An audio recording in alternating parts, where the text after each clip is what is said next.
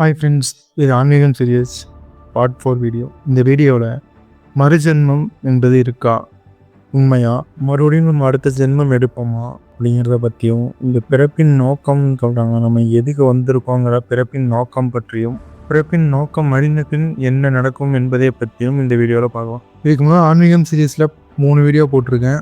பார்க்காதவங்க இந்த 3 வீடியோ பார்த்துட்டு இந்த வீடியோ பாருங்கள். அதே மாதிரி இந்த வீடியோ பார்க்குறவங்களும் முழுசாக ஸ்கிப் பண்ணாமல் பாருங்கள். இந்த வீடியோ முடிக்கும்போது உங்களுக்குள்ள ஒரு தெளிவும் மாற்றமும் கிடைக்கும்னு நம்புகிறேன். வாங்க வீடியோக்குள்ள போகலாம்.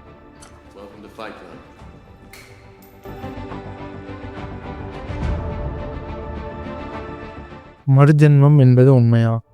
100க்கு 100 உண்மை. நம்ம சயின்ஸில் படிச்சிருப்போம், ஒரு அணுவை அதாவது ஒரு எனர்ஜியை அழிக்கவும் முடியாது, உருவாக்கவும் முடியாது, அப்டேஷன் மட்டும்தான் பண்ண முடியும். இந்த மனித உடல் முழுக்க முழுக்க அணுக்களாலும் செல்களாலும் ஆனது எனர்ஜி தான். அந்த எனர்ஜி தான் நம்ம ஆன்மாங்கிறோம், சோல்ங்கிறோம். நம்ம இறந்த பிறகு அந்த சோல் ஆன்மா எங்கே போகுது? நம்ம இறந்த பிறகு நம்ம உடல் மட்டும்தான் அழியுமே தவிர நம்மளோட ஆன்மா அழியாது. மீண்டும் புதிய உடல்ல மறுபிறவி எடுக்குது. இந்த மறுபிறவி எப்படி இருக்குன்னா, நீங்க போன பிறவியில போன ஜென்மத்துல கிரியேட் பண்ண கர்மாவை பேஸ் பண்ணி இருக்கும். நல்ல கர்மா நல்ல பிறவி, கெட்ட கர்மா மோசமான பிறவி. இந்த மறுபிறப்பு சுழற்சி நடந்துக்கிட்டே தான் இருக்கும். பிறப்பீங்க, வாழ்வீங்க, இறப்பீங்க, மறுபடியும் பிறப்பீங்க, வாழ்வீங்க, இறப்பீங்க. இந்த சுழற்சி எப்போ முடியும், எப்போ நிற்கும்? பிறவி பெருங்கடல் நீந்துவார், நீந்தார் இறைவனடி சேராதார். திருவள்ளுவர். இறைவனின் உண்மையை அறியாதவர்கள் பிறவி என்ற பெருங்கடலை தாண்ட முடியாது. மறுபடியும் மறுசுழற்சியில் தான் இருப்பீங்க. இறைவனை காணும் வரை நீங்கள் மறுபிறப்பி எடுத்துக்கொண்டு தான் இருப்பீர்கள். பட்டினத்தார். பிறந்தன இறக்கும், இறந்தன பிறக்கும். பிறந்தது எல்லாமே இறக்கும், இறந்தது மீண்டும் பிறக்கும். வாழ்க்கை ஒரு சுழற்சி என்று பட்டினத்தார் சொல்கிறார். அகத்தியர். கர்மம் விதைத்தவன் பிறவி அறுப்பான். நம்ம கர்மாவை பேஸ் பண்ணி தான் நம்மளோட பிறவி இருக்கும். நம்ம செய்த கர்மா தான் நம்முடைய அடுத்த பிறவியை தீர்மானிக்கும். எல்லா சித்தர்களும் இதை பற்றி சொல்லியிருக்காங்க. அப்போது இந்த மறுசுழற்சியை எப்படி நிப்பாட்டுறது, மனித பிறவி எடுப்பதை எப்படி நிப்பாட்டுறது, இறைவனை எப்படி அடைவது, இதைதான் ஆன்மீகம் சொல்லுது. இறைவனை அடைவது என்பது வெளியில் தேடுவதில்லை, வெளியில் பக்தியில் தேடுவதில்லை. பக்தி வேறு, உண்மையான ஆன்மீகம் வேறு. இறைவனை அடைவது என்பது உன் முழு ஆன்மாவை அறிவது, உன் முழு ஆன்மாவை உணர்வது. அதை உணர்ந்தால்தான் இறைவன் நிலையை அடைய முடியும். அதை தான் ஆன்மீகம் சொல்கிறது. ஆன்மாவை அறிவது என்பது முழு ஞானம். முக்தி அடைஞ்சிட்டிங்கன்னா உங்களுக்கு ஆன்ம விடுதலை கிடைச்சிடும். மறுபிறப்பு சுழற்சியிலிருந்து உங்களுக்கு விடுதலை கிடைச்சிடும். பேசிக்காக சொல்லணும்னா கர்மா = மறுபிறவி, ஞானம் = விடுதலை. தியானம் யோகமும் அதை அறியும் வழி. ஆன்மீகம் என்பது இது எல்லாத்த பற்றியும் சொல்லும் ஒரு அறிவு. ஏன்னா உங்கள் கர்மா நல்ல கர்மா இருந்தால் மட்டுமே உங்களுக்கு அடுத்த பிறவி நல்ல பிறவியாக இருக்கும். நீங்கள் கெட்ட கர்மா சேர்த்து வச்சிங்கன்னா உங்களுக்கு அடுத்த பிறவி மோசமான ஒரு பிறவியாக இருக்கும். எனக்கு தெரிஞ்சு கர்மாவை மாற்றக்கூடிய விஷயங்கள் எனக்கு தெரிஞ்சு 3 தான். ஒன்று ஆன்மீகம். ஆன்மீகத்தில் தன்னை உணர்தல், உங்களை நீங்கள் அறியணும், ஆன்மாவை அறிதல். அடுத்து தானம். தானம் வந்து ஒரு மிகப்பெரிய விஷயம். கர்மாவை மாற்றும். இருக்கிறத இல்லாதவங்களுக்கு கொடுக்கணும். எந்த அளவுக்கு நீங்கள் தானம் பண்ணுறீங்களோ அந்த அளவுக்கு உங்களுக்கு கர்மா மாறும். நீங்கள் சீக்கிரம் இறைவனடி சேரலாம். அடுத்தது அன்பு. எல்லா உயிர்களிடமும் அன்பு காட்டுதல். இந்த 3 விஷயம் மட்டும்தான் நம்ம கர்மாவை சேஞ்ச் பண்ணக்கூடிய சக்தி இருக்குது. நம்ம கூட இருக்க தாய், தந்தை, தம்பி, நண்பன், மிகவும் நெருக்கமான உறவினர்கள் எல்லாருமே நம்மளுடைய முன் ஜென்மத்தில் நம்ம கூட இருந்தவங்க தான். நம்மளுக்கு மனைவியாக வரவங்க, நமக்கு குழந்தையாக பிறக்கிறவங்க, ஒன்று நம்ம மூலிமா அவங்களுக்கு போன ஜென்மத்தில் ஏதாவது மிச்சம் இருக்கும், இன்னும் அவங்க நம்மளுக்கு செய்ய வேண்டிய ஏதாவது ஒன்று மிச்சம் இருக்கும். அந்த கடனை தீர்க்க தான் அவங்களோட மறுபடியும் நம்ம சேர்ந்துடும். இதை தாண்டி உங்கள் வாழ்க்கையில் மிகப்பெரிய மாற்றத்தை உருவாக்கக்கூடிய நபர்களை நீங்கள் சந்தித்திருந்தால், அதாவது உங்கள் நண்பர்கள் மூலிமா, அவங்களும் பார்த்திங்கன்னா உங்களோட போன ஜென்மத்தில் உங்களோட கனெக்டில் இருந்திருப்பாங்க. ஒரு சில பேர்கிட்ட பார்த்தா அவங்களுக்கு தோணும், உங்களை எங்கேயோ பார்த்த மாதிரி இருக்குன்னு சொல்லிட்டு. அதுக்கு அதுதான் அர்த்தம். நெக்ஸ்ட்டு பிறப்பின் நோக்கம். பிறப்பின் நோக்கம் சொல்கிறாங்க. அது என்னது பிறப்பின் நோக்கம்? நம்ம ஏன் இங்கே மனுஷனாக பிறந்திருக்கோம்னா ஒவ்வொருத்தருக்கும் இந்த கேள்வி இருக்கும். இந்த பிறப்பின் நோக்கமே இதுதான். தன்னை அறிந்து நம்மளோட இந்த மறுபிறப்பு சுழற்சியை கடந்து இறைவனடி சேர்வது தான் நம்மளோட பிறப்பின் நோக்கமே.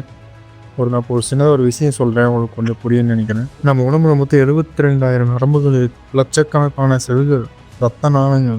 ஒவ்வொரு உடல் உறுப்புகளும் ஒவ்வொரு வேலையை பர்ஃபெக்டாக செய்யுது. உலகத்திலேயே ஒரு மிகப்பெரிய மெக்கானிசம்னா அது மனிதனோட உடல் தான். யாரோ உருவாக்குன மாதிரி அவ்வளோ பர்ஃபெக்டாக இருக்குது. அதே மாதிரி இந்த பூமியும் பார்த்திங்கன்னா இந்த மனிதர்கள் வாழ்வதற்கான அத்தனை வளங்களும், அத்தனை நலங்களும், மருத்துவம், நீர், ஆகாயம், சூரியன், வெளிச்சம், இரவு, பகல், காற்றுன்னு சொல்லி எல்லாமே இந்த உலகம் பூமிங்கிற ஒன்று இந்த மனிதன் வாழ்வதற்கு ஏற்றக்கூடிய அத்தனை வளங்களும் வசதிகளும் உள்ளதாக உள்ளது. அப்போ இது எதர்ச்சியாக நடந்ததுன்னு ஒரு விஷயம்னு நினைக்கிறீங்களா? சாத்தியமே கிடையாது. இது எல்லாமே இறைவனின் படைப்பு. அப்போ நம்மளோட பிறப்பின் நோக்கம் என்பது இறைவனை அடைவது. நான் என்ற கர்வம் அடைந்து இறைவனடி சேர்வது தான், தன்னை உணர்வது தான் பிறப்பின் நோக்கம். அகம் பிரம்மாஸ்மி, அதாவது உனக்குள்ள தான் எல்லாமே இருக்கு, உனக்குள்ள தான் கடவுள் இருக்காரு. ரெக்கனாலும் பிரம்மம், சுத்த அறிவே கடவுள். இந்த சுத்த அறிவை அடைவது தான் கடவுள். ஆனால் இங்கே நம்ம எல்லாம் என்ன பண்ணிட்டு இருக்கோம்னா, மனம் போன போக்கில் மனம் என்ற மாயையில் சிக்கி அடுத்தவனுக்கு சொம்படிச்சிட்டு இருக்கோம். கிரிக்கெட் தலைவர்களுக்கும், சினிமா தலைவர்களுக்கும், அரசியல்வாதி தலைவர்களுக்கும், ஜாதி தலைவர்களுக்கும் எவனோ ஒருத்தனுக்கு தான் நம்ம சொம்படிச்சிட்டு இருக்கோமே தவிர நம்மளை பற்றி நம்மளை உணர இங்கே ஒரு துளி கூட நம்ம நேரம் செலவு பண்ணுறதில்ல. இங்கே நடக்கிற அத்தனை பிரச்சனைகளுக்கும் காரணம் அதுவாக தான் இருக்கும். இன்னொன்று என்ன பண்ணுறோம்னா, இந்த மெட்டீரியலிஸ்டிக்லி அழியும் பொருளை தேடி போகிறது.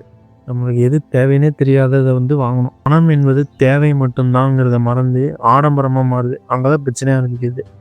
கார் வாங்கணும், வீடு வாங்கணும், பங்களா வாங்கணும், கல்யாணம் பண்ணணும், குழந்தை பார்க்கணும், சாகணும், மறுபடியும் பிறக்கணும், மறுபடியும் பிறந்து மறுபடியும் அதையே பண்ணி பார்த்து சேர்க்கணும், மறுபடியும் அடுத்த பெரிய பிறக்கணும். இப்படியே தான் போயிட்டுருக்கோம். அவர் வந்தால் மாறும், இவர் வந்தால் மாறும், அந்த தலைவர் வந்தால் மாறும்னு சொல்லிட்டு நம்ம வெளியே எல்லாத்தையும் தேடிட்டு இருக்கோமே தவிர நம்ம மாறினாதான் இங்கே எல்லாமே மாறுங்கிறது இங்கே யாருக்குமே புரியல.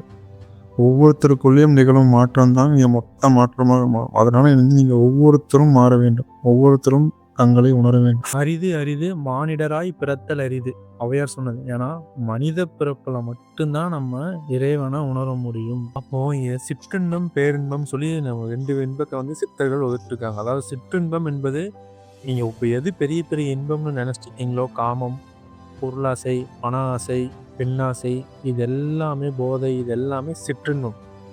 பேரின்பம் என்பது இறைவனை உணர்தல், தன்னை உணர்தல், இறைவனை அடைதல் மட்டும்தான் இங்கே பேரின்பம்னு சித்தர்கள் சொல்றாங்க. அப்போ இந்த உலகம் இவ்வளோ தூரம் எவால்யூஷன் ஆகி வந்திருக்குன்னா அதுக்கு முக்கிய காரணம் பார்த்தீங்கன்னா நம்ம முன்னோர்கள். அவர்கள் என்ன பண்ணாங்கன்னா, மெய்ஞானம் மூலம் விஞ்ஞானம் கண்டாங்க. விஞ்ஞானம் இல்லாத காலத்தில் தங்கள் மெய்ஞானம் மூலம் விஞ்ஞானம் கண்டு மனிதர்கள் வாழக்கூடிய இத்தனை கூறுகளையும் கண்டறிந்து மனித உயிரினம் இவ்வளோ தூரம் வந்திருக்குன்னா அதுக்கு முழுக்க காரணம் நம்ம முன்னோர்கள் கண்டறிந்த மெய்ஞானம் தான்.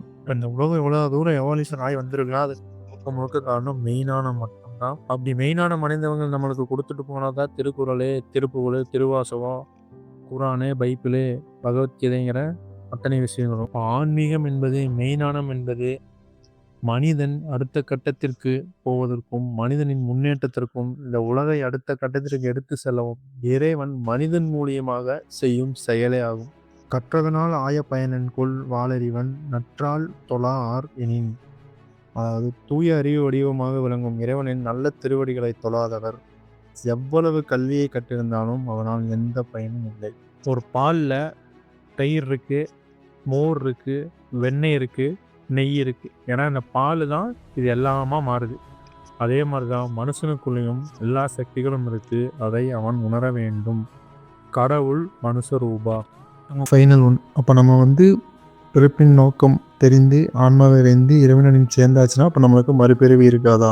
ஆமாம், கண்டிப்பாக இருக்காது. அப்போ நம்ம ஆன்மா என்ன? நம்ம ஆன்மா முழுக்க யூனிவர்ஸில் இறைவனோட ஒன்று சேர்ந்துடும். நம்ம மரணமில்லா பெருவாழ்வுக்கு போயிடுவோம்.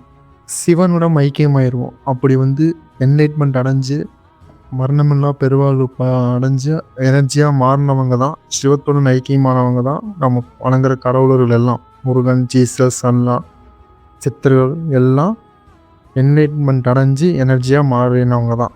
அவங்களோட எனர்ஜியை நம்ம ஃபீல் பண்ண முடியும். இதன் இப்போது அழிக்கிற சக்திக்கு போயிட்டான். ஆனால் நம்மளோட முன்னோர்கள், கடவுளர்கள், சித்தர்கள் எல்லாம் ஆக்கிற சக்தியை கொண்டவங்க, ஆக்கிற அறிவு எல்லாத்துக்கும் கொடுத்தவங்க. இப்போது உலகம் இந்த அளவுக்கு எவால்யூஷன் ஆகி வந்திருக்குன்னா, இவ்வளவு நெகட்டிவ் விஷயங்களையும் தாண்டி இன்னும் இந்த உலகம் இயங்கிட்டு இருக்குன்னா அதுக்கு காரணம் நம்மளுடைய கடவுளர்களும் சித்தர்களும் தான்.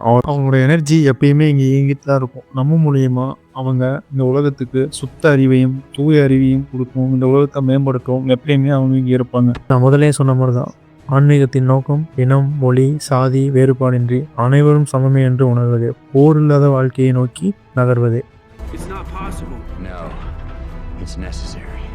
அன்பே சிவம் என்ற திருமூலரின் தத்துவம்தான் இன்று வரை உலகை இயக்கிக் கொண்டிருக்கிறது. நன்றி, வணக்கம். அன்பே சிவம்.